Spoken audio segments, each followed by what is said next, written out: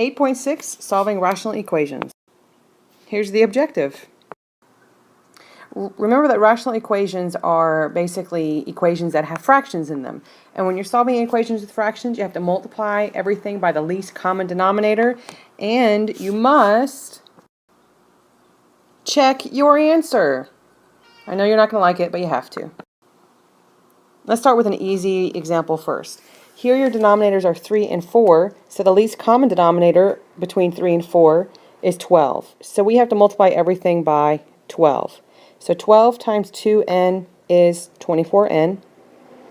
12 times n over 3 is going to be 4n. And 12 times n over 4 is going to be 3n.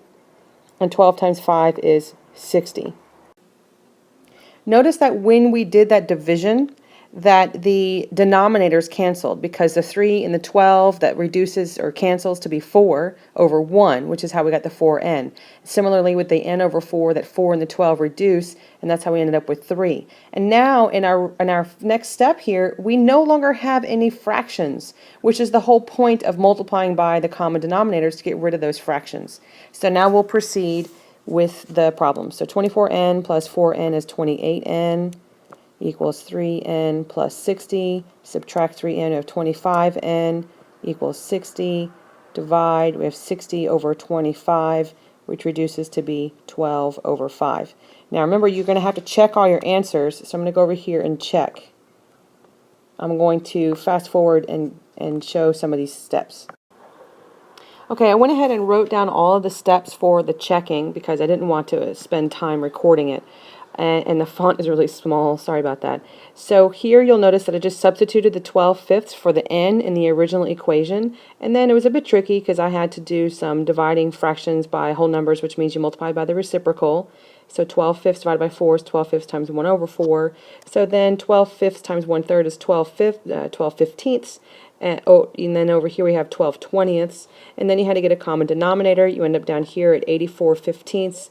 And we're comparing that to 112 over 20, and it turns out that when you reduce both of those, you get 28 over 5. When you're checking your answers on the test, you don't have to write it down, and certainly you can use your calculator to assist you, but you absolutely have to check your answers. Okay, now let's do one where we have a variable in the denominator. Remember, you always want to multiply through by the least common denominator. So the least common denominator in this case is going to be 24 times 3 minus x.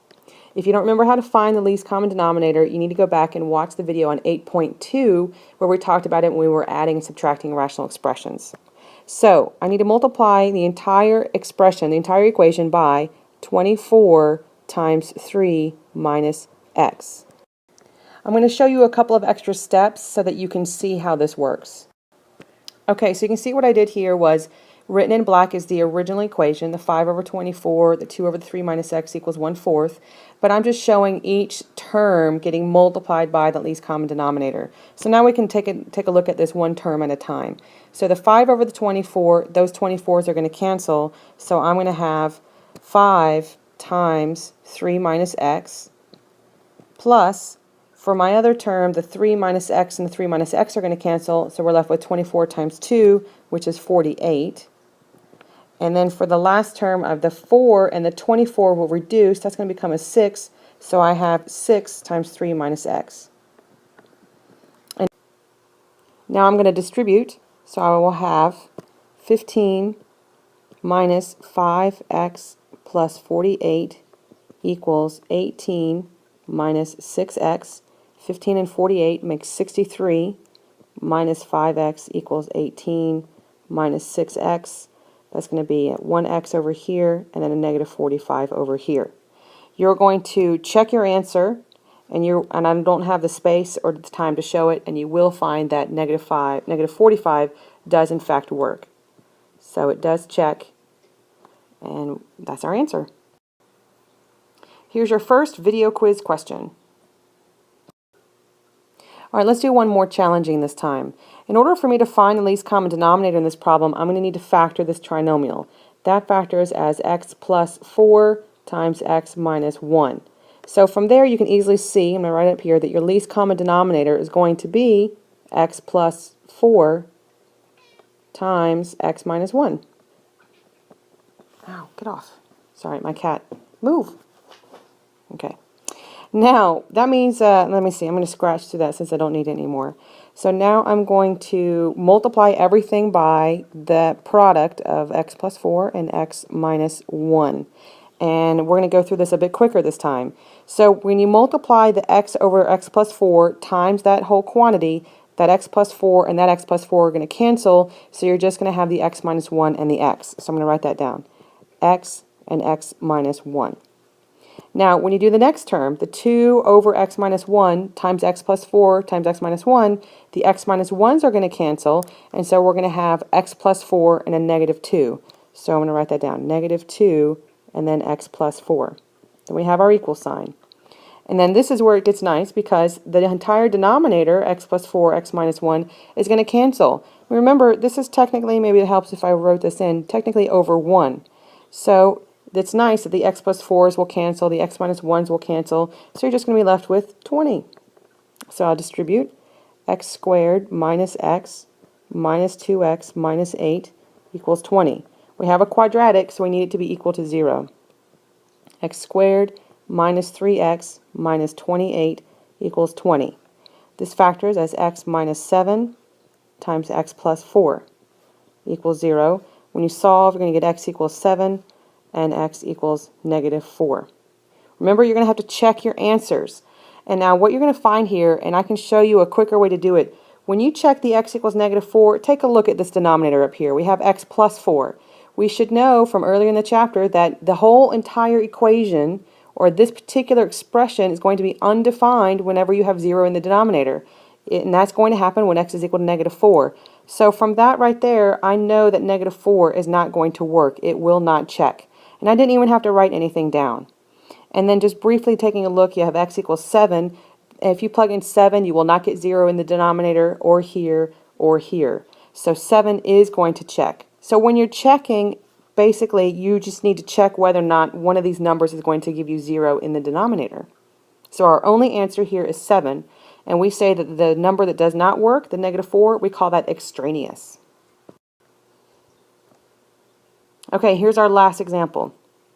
Again, we're going to need to factor this denominator. That factors as x minus 5 times x minus 2. I'm going to scratch through that because that's done.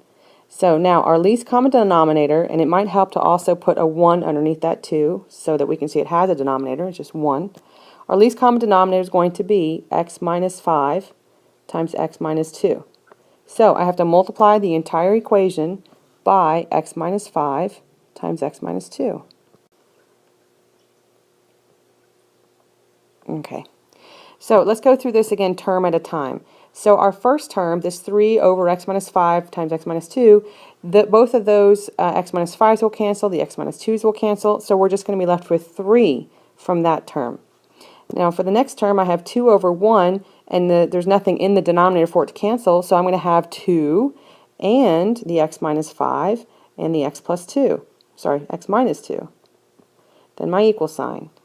And in the final term, x minus 4 over x minus 5, that x minus 5 is going to cancel with that x minus 5, so I'm going to be left with the x minus 2 and the x minus 4. So x minus 2 and x minus 4. Of course, it does not matter what order you write it in. So I'm going to have to FOIL, so it's going to be 3 plus 2 times, and that's going to become x squared minus 7x plus 10. And over here, that's going to become x squared minus 6x plus 8. I need to distribute that 2. That's 3 plus 2x squared minus 14x plus 20 equals x squared minus 6x plus 8.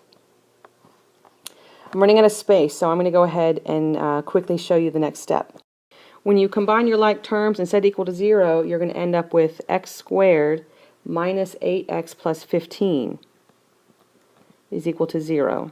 That factors as x minus 3 and x minus 5 equals 0. So when you solve, you're going to get x equals 3 and x equals 5. Let's take a glance and see if we can figure out which one of these, if either one of them, does not check. And remember, it is going to be possible that they both work. It would be also possible that neither one of the answers would work. And of course, it's going to be possible that one works and one of them doesn't. So taking a look here, we have x equals 5. Uh-oh, that's not allowed, because if we plug in a 5, we're going to end up with 0 in the denominator, and thou shalt not divide by 0. So right away I know that x equals 5 is not going to work.